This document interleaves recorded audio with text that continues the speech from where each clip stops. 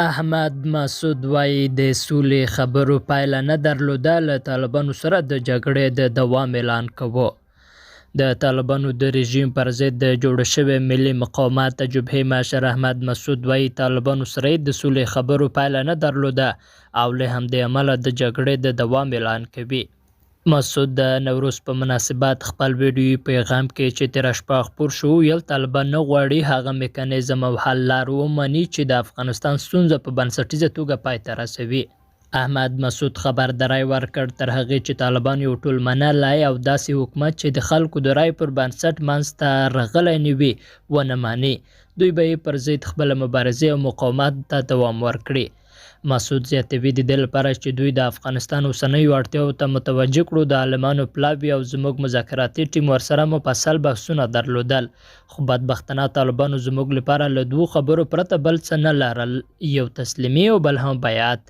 د ملي مقاومت جبهې مشر احمد مسعود طالبان پر دې هم تورن کړل چې د عمومي بخښنې له اعلان سره سره د مخکیني حکومت افسران او سرتیري نیسي، شکنجه کوي او وژني یې.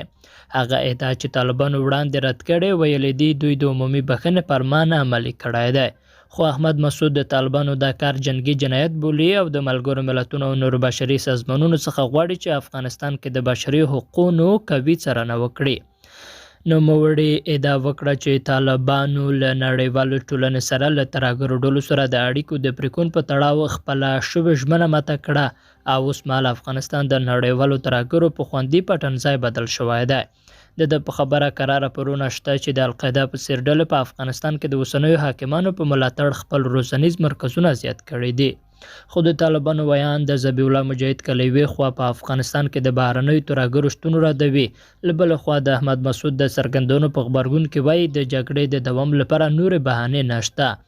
مجاهد وایي که چیرې دوی له تحولاتو وړاندې په پخواني فکر کې وي نو هغه حالت خو اوس بدل شوی، ښه دا ده چې دوی د یوه افغان وګړي په صفت راشي خپل هیواد کې ژوند غوره کړي، د ده موقف ته درناوی کیږي. طالبانو او د ملي مقاومت جبهې وړاندې تایید کړې وه چې په تهران کې سره کتلي، خو خبرو یې پایله نه درلوده. ترڅنګ په روسیه کې هم د طالبانو مشرانو او د ملي مقاومت جبهې د غړو ترمنځ د مذاکراتو په اړه راپورونه خپاره شوي وو چې رسما تایید یې نه درلود. لیدونکو له ملتیا مننه، ښه دوستي.